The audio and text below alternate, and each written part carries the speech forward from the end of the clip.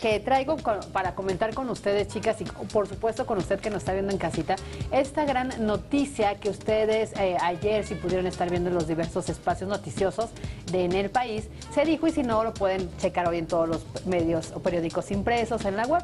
Resulta que por fin, después de más de 20 años, en Oaxaca se emitió un decreto que le pone un alto a la sección 22 de maestros para que dejen de tener el control de la educación allá. ¿Se acuerdan de todos los problemas que hemos tenido, que los maestros o los integrantes de esa sección, que forma parte de la CENTE, la Coordinadora Nacional de Trabajadores de la Educación, tenían controlado lo que era el Instituto Estatal de Educación Pública de Oaxaca? Pero ellos decidían quiénes podían tener los aumentos, quiénes podían tener los aumentos salariales, los ascensos de puestos en el escalafón, quién podía ser de maestro a director y de director a supervisor, etcétera, etcétera, quién podía tener la plaza, quién podía heredarla o venderla. Ellos decidían, pero no solo eso, digamos, cuestiones sindicales o laborales, no, ellos decidían si había clases o no, si mantenían paros indefinidos o no, si venían a marchar o no, si venían aquí a bloquear, a tomar aeropuertos, instalaciones petroleras, todo eso, estos integrantes de esta sección lo decidían. Claro, en perjuicio siempre de miles y miles de niños oaxaqueños que se quedaban sin clases. Ellos cínicamente decían, tenemos el apoyo de los papás, ya acordamos nuestro calendario de clases y de 100 días obligatorios, la gente daba 20 y tantos, ¿no? Porque ya lo habían acordado, según ellos, con los papás. Pero bueno, ¿qué pasó? A ver, pasó que ayer, por fin, y decimos por fin, y esa es la otra parte de la discusión, Gabino Cue, el gobernador de Oaxaca, quien muchas veces, ahí están ustedes viendo las imágenes, recibió muchas críticas exactamente por su inacción, por haber quedado rebasado. Gabino Cue emitió un decreto en el que transforma, es una cuestión administrativa, transforma el IEPO, que es el Instituto Estatal de Educación Pública. Lo descentraliza, ¿no? Aunque tenga el mismo nombre, va a cambiar la estructura. Sí, cambia la estructura y se transforma. Es decir, todos los quienes trabajaban en el instituto eran maestros de la sección 22.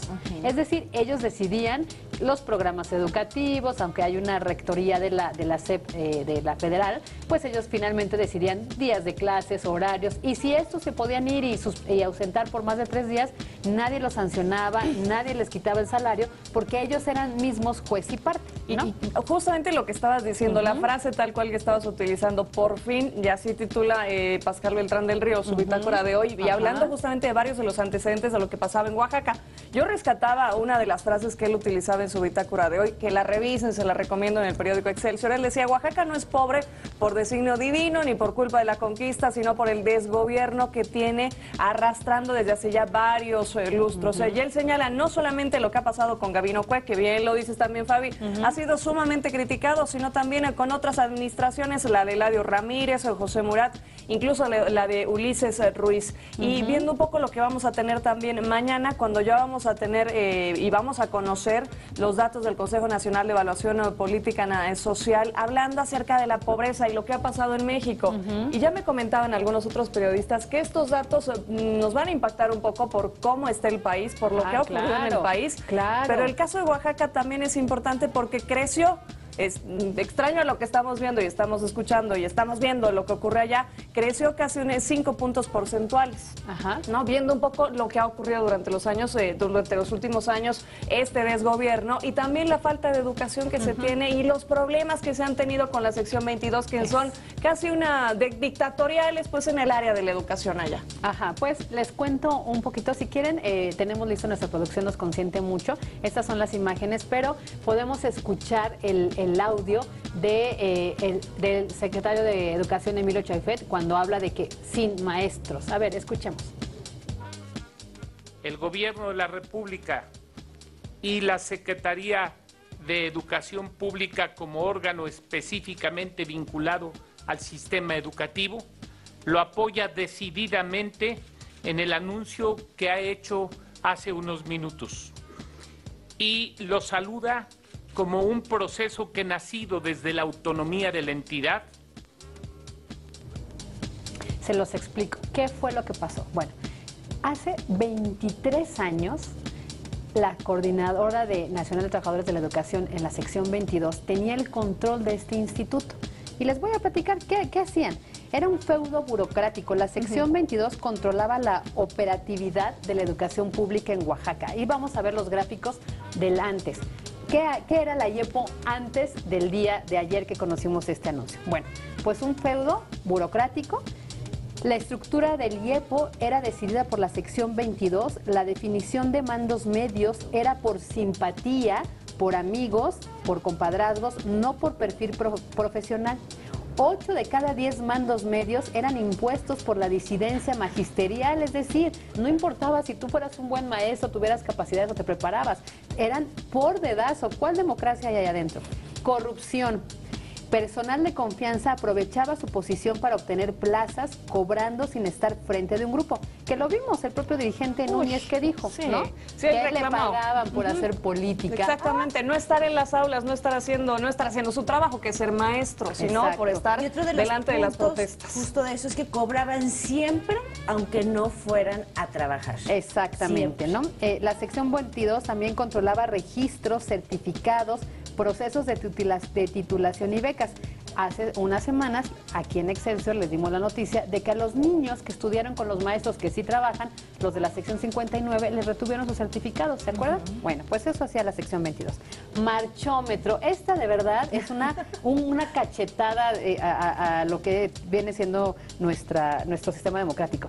El ingreso, promoción y permanencia en el magisterio estaban sujetos a la participación en marchas, bloqueos y plantones, una práctica conocida localmente como el marchómetro. Es decir, si tú, Pau, eras maestra de la sección 22, marchabas y venías a todas, porque pasan lista, ¿eh? Como un bono o algo te daban. No, te daban tu bono. Ajá. Y además te permitían a tener este ascenso. Te decían, ¿a cuántas marchas viniste? Y no es tu palabra. No, sí había un registro. A mí me tocó ver aquí abajo en Bucareli Reforma cuando pasaban listas de cuando todos plantones, ¿no? Lastimosamente, esa no es nada más una política de los maestros ni del magisterio de México. Eso también se hace en otros países. Y luego en mi país también es lo mismo. Les dan una ficha cada vez que van a marchar y tienen que llevar esa ficha para que finalmente les paguen, les den más puntos y tengan ascenso. Oye, se supone que estas marchas tienen que ser por voluntad, por convicción, no porque te obliguen. Y que sepan por qué están marchando, que la mayoría ni siquiera lo sabe. La sección 22 otorgaba las plazas a nuevos profesores sin avisar a la autoridad y sin presupuesto, es decir, ya te doy una plaza, Pau, porque me caes muy bien, porque fuiste a todas las marchas y me ayudaste a bloquear el aeropuerto. Y porque somos bien amigos. Oye, y no enseñamos nada. Le pagas. Oye, pero es que no hay, le pagas porque yo ya me comprometí y si no, te tomo el aeropuerto de Huatulco. Así amenazaban los señores. Opacidad. La sección 22 impedía a las autoridades financieras de los gobiernos estatal y federal que les hicieran las auditorías. O sea, nunca supimos de todos los recursos que recibieron. Y no existían mecanismos verificables para descontar o sancionar las faltas, que fue lo que explicaron. Como ellos eran los mismos que eran la autoridad, ellos mismos decían, ¿quién faltó? Gwendolyn, faltó Paola, pero fueron a las marchas, son mis amigas, no dieron clases. No faltó nadie, autoridad, entonces no dio descuento, ¿no? Ese es el asunto. Pero si quieren escuchamos el audio de Peña Nieto porque están respaldando esta decisión. Vamos a escucharlo. En el Gobierno de la República respaldamos esta decisión porque tenemos el deber legal y el compromiso ético de hacer realidad el derecho que tienen todos los niños y jóvenes del país a una educación de calidad. Lo he dicho en reiteradas ocasiones, el Gobierno de la República ha venido trabajando y lo seguirá haciendo para asegurar que la reforma educativa realmente se instrumente en toda nuestra geografía nacional. Ahora, ¿qué va a pasar? Ya le platicamos en el gráfico, ya lo pudo usted ir siguiendo, el antes, cómo era, cómo operaba. ¿Cómo va a ser ahora? También preparamos un gráfico, nuestra producción hoy nos consintió mucho. Y ahora, ¿cómo queda? La rectoría. El Estado retomará la rectoría operativa del IEPO y definirá el rumbo de la educación en Oaxaca, es decir, será la autoridad del gobierno local, más no los maestros. La reestructuración del IEPO contempla la reducción de puestos de confianza con un carácter funcional. Acuérdense que había 600 maestros sindicalizados en beca, pues, por decirlo de alguna manera, que no estaban en aulas. La purga, eso es importante. El personal de mandos medios ya no pertenecerá a la sección 22. El nombramiento de estos será facultad exclusiva de la autoridad educativa, es decir, se limpian los escritorios de estos burócratas vividores. La evaluación de desempeño y nombramientos de los funcionarios directivos será responsabilidad de la Junta de Gobierno y del IEPO, es decir, todo el personal administrativo de este instituto, los mandos medios y los directivos serán responsabilidad como un consejo que dirá, ok, vamos a ver quién es el mejor perfil y todo fuera sección 22, ¿no? Méritos. El ingreso, promoción y permanencia en el magisterio estarán sujetos a procesos de evaluación que están definidos en la ley. La contratación de nuevos profesores se dará con base en la ley y con absoluta planeación presupuestaria. Que ahora sí, si tú, Gwen, eres maestra y quieres ser directora, vas a tener que hacer tu evaluación, tu examen que tanto impidieron, ver tus méritos, presentarte, ya no te van a rapar como pasamos aquí, ya no te van a despelucar, ya no te van a acosar. Haces tu examen, sí, Gwendolyn, tienes todos tus conocimientos para ser directora, la SEP, el Estado te va a dar tu plaza y no porque te fuiste a marchar. Ahora, Fabi, eso da la oportunidad a nuevos docentes. Exactamente. Que antes, obviamente, como estabas comentando, se daban esas plazas a los que acumulaban su marchómetro, a los que tomaban las oficinas, a los que presionaban. A mí me encanta esto, nada de presiones, nada de aprovecharse, simplemente a la gente que realmente esté preparada y se lo merezca, se le van a dar estas plazas. Y justamente hablando de estos maestros, hoy escuchaba una reflexión que también es interesante, la escuchaba ahí en Imagen Radio con Adela, que decían que también es bueno rescatar a estos maestros que sí quieren seguir todos estos procesos y hacer las cosas de buena manera, porque no todos los maestros son corruptos, no todos van a marchar, no todos tienen doble nómina, no todos tienen, como hemos visto, 100 años y están cobrando, o sueldazos como los que hemos visto, no todos, hay algunos que sí quieren hacer y también es bueno destacar el trabajo que ellos quieren hacer y paralelamente, también ver que sí se vaya a cumplir, pero que sí tengamos a alguien que respalde que se cumple esto, como ocurrió, lo decíamos, raparon a maestras, ¿por qué? Porque no había quien los defienda, diciéndonos, no, nosotros sí los vamos a defender. Gracias, ocurrió ayer, me dices hoy que me vas a proteger. Exacto, ¿no? Háganlo ahora. Exacto, y el otro punto, que es el último de cómo queda ahora el Instituto Electoral con esta nueva transformación, es la rendición de cuentas, es decir, las auditorías se realizarán acorde con la ley para garantizar transparencia en el manejo de los recursos públicos. Habrá descuentos para faltistas y rescisión de contratos para quien incumpla su función. Es decir, ya no va a haber del hacerse de la vista gorda o el de que ya no te rindo cuentas del dinero que además es público, que es de nuestros impuestos, que es el que se canaliza todo a estas plazas. Y como en cualquier trabajo, si faltas te descuentan, si no vas te despiden. Exacto. No supermaestros, no supercargos, se hacen las cosas como se tienen que hacer. ¿Por qué es tan importante? Porque resulta que en 1992 se hizo este decreto con el entonces gobernador Eladio Ramírez para que estos maestros tuvieran este control. ¿Sabe cuántas plazas tenían en el instituto?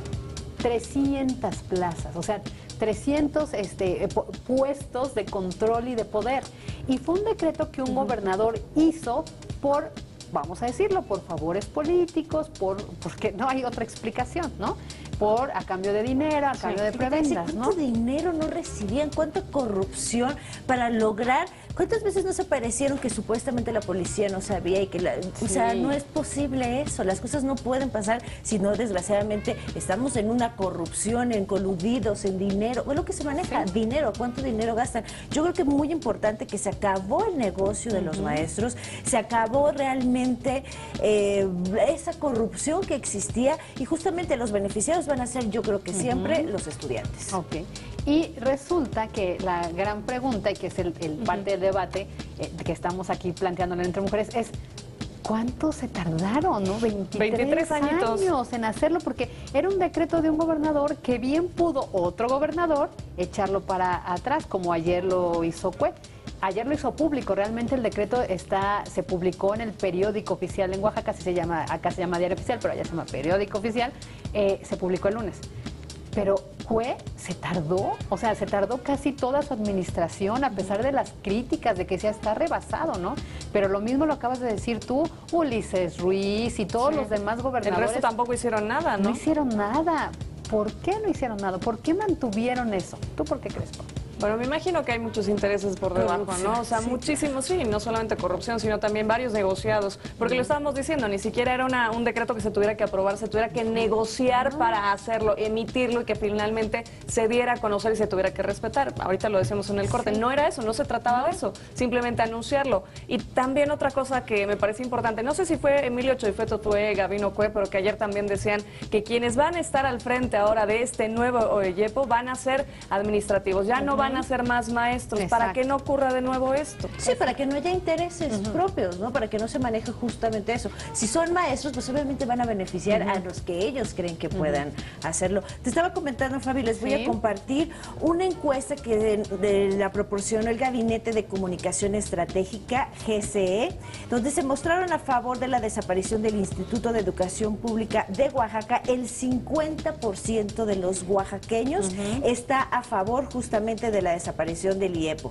Y más del 60% de los encuestados considera que se trata de un asunto muy interesante, político, entre gobierno local y los docentes. También se retomó que un 43% de los encuestados dijeron estar a favor de esta medida contra un 35% que se mostró en desacuerdo por lo hecho con el gobernador Gabino Cue. A la pregunta de que si mejorará la educación en la entidad con esta medida, el 35% respondió que sí y un 34% respondió que no.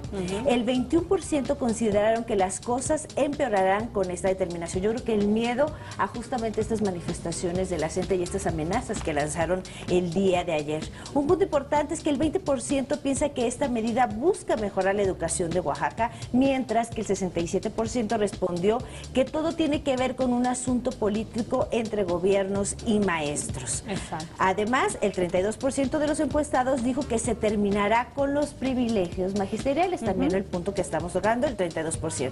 Y por último, el gobierno de Oaxaca tiene un 32% de opiniones buenas contra el 28% que tiene la sección 22 de la CENTE, el 10% de una opinión regular al gobierno y un 8% a la CENTE. Y por último, un 37% de opinión mala a un 51% de la sección 22. Definitivamente los mismos oaxaqueños están a favor de que se desaparezca el IEPO. Oye, y uno de los porcentajes que decías sobre que la población, digo, ¿cuántas personas, cuánta gente en porcentaje cree que va a mejorar la educación? Decías que un 35%. Yo espero que de aquí, me imagino que no va a ser un proceso tan rápido, pero de acá a un año esperemos que ese porcentaje sea un 75% y que haya mejorado realmente la educación con este proceso, porque ese es el fin de todo esto. Exacto. Ahora, justamente los oaxaqueños ya estaban hartos, tenían bloqueado su centro, el centro de la capital.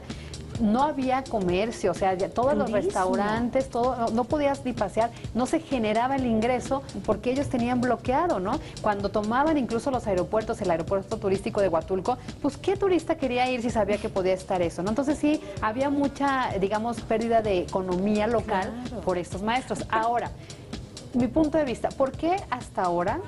Pues es bien fácil. ¿Por qué los gobernadores no pudieron tomar una determinación que hoy tomaron? Pues porque ya le estaba costando mucho al gobierno de Peña Nieto mantener a este grupo fuera de control. Es decir, acuérdense que éramos imagen internacional porque la educación somos de los países más bajos. Oaxaca siempre encabeza las listas de peor educación. Las noticias siempre corren por todos lados. Y si tú no haces que se cumpla una reforma constitucional, que era esta reforma educativa, y permites que a la hora de presentarte a evaluarte como maestro hubiera agresiones a tus propios ciudadanos, a tus propios maestros, y no hacías nada, pues entonces no representabas ya ninguna autoridad. Se tuvieron, yo creo que sí, que sentar gobierno federal con gobierno local para decir, tomamos la determinación. Por eso la presencia de Choifet, por eso la presencia de Rosario Robles. Había muchos secretarios de Estado ayer en la reunión que hubo, además fue en Oaxaca, fue la que le llaman la unidad administrativa o la casa administrativa en Oaxaca, donde se concentran todas digamos, las dependencias de servicio para el oaxaqueño. Ahí en la ciudad administrativa, ahí se concentraron en un cuarto, estaban todos los secretarios de Estado, que era como que el gobierno federal respalda al gobierno local de Cue. O sea, no está solo. Y ustedes vieron hace un ratito las imágenes de la Policía Federal resguardando el lugar. No que no se puede, sí se puede. Y además creo que este es un buen momento para el gobierno federal, hablando ya del presidente Peña Nieto, para tener una buena decisión, es decir, para asumir una decisión fuerte, porque también el tema del Chapo le bajó muísimo la popularidad. Lastimosamente necesitábamos algo fuerte. No sabía si decirlo, ¿no? Ya lo dijo. En mi opinión, yo también creo que el gobierno, después del desafortunado hecho de la fuga del Chapo, tenía que hacer una movilización para que la gente, para que la ciudadanía dijera, bueno, vamos a respirar tantito de algo que está pasando en todo el país y que está afectando muy fuerte a todo el país. Y que nos molesta también a nosotros, no solamente a Oaxaca, sino que nosotros tenemos movilizaciones acá todos los días y vemos que varios de los gobiernos son los que tienen que pagarles a los señores maestros para que tengan la amabilidad de dejarnos hacer nuestra vida y salir de la ciudad. Exacto, porque además estamos a la mitad del gobierno, ¿no? Un poquito, nos falta para llegar a esa faltan 3 añitos todavía. Nos falta para llegar a la mitad de diciembre, faltarían 3 años, ¿no? Pero bueno, justo tú, si empezaste tu gobierno, Peña Nieto, con un gran golpe que era la detención del Chapo y la detención del Bester Gordillo, y a mitad de tu sexenio, esos dos factores que te dieron el plus y que te llevaron hasta la revista Time, se te vienen para abajo, se fuga el Chapo y la reforma educativa no avanza, que fue el gran acierto de las reformas estructurales que se tenían pendientes. Y con Elba en la cárcel todo el mundo decía, claro, por fin vamos a tener una educación de calidad lejos de estos líderes sindicales corruptos.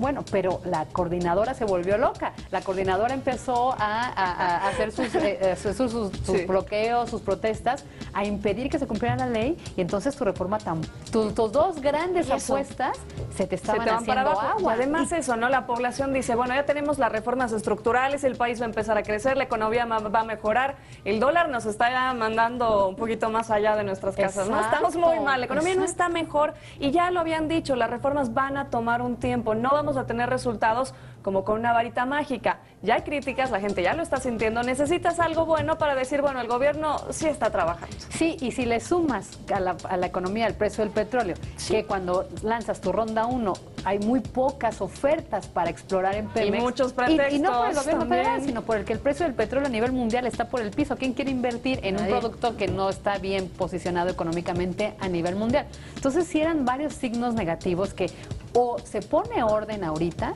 o nos íbamos a ir para abajo. Yo creo, Fabi, que ahora nada más queda que real se cumpla la ley. Ya se tiene el poder de sancionar a quien no cumpla con estas nuevas disposiciones, a quien en lugar de estar en las aulas esté manifestando o esté invadiendo oficinas. Entonces solo esperar que realmente se cumpla la ley, que no haya negociaciones y que se haga lo que todos los mexicanos creo que estamos esperando que sea, y que todos, justamente ayer y hoy, la mayoría de nuestros compañeros periodistas alaban, y los comentarios es eso, estamos esperando y tenemos esa nueva justo esperanza que esas reformas, yo creo que como dijiste, es natural. Obviamente los de la CENTE tenían que pelear después de que le quitaran a su líder, hacer mil cosas y hacerlo. Entonces nada más esperemos que de verdad se cumpla la ley y no haya negociaciones. Y antes de irnos a la pausa, a todo este entorno que es por qué se da, le sumamos a que ahorita no hay elecciones, a que ahorita no necesitan ningún partido los votos de estos maestros. Claro. Por eso también se hace tajante hoy. Pero, ¿usted qué opina? Escríbanos, por favor, a nuestras cuentas de Twitter y vamos a hacer una pausa. Pero no estamos enojadas. No, como apasionadas con el debate. Te invitamos a seguir cuestionando la información con los siguientes videos.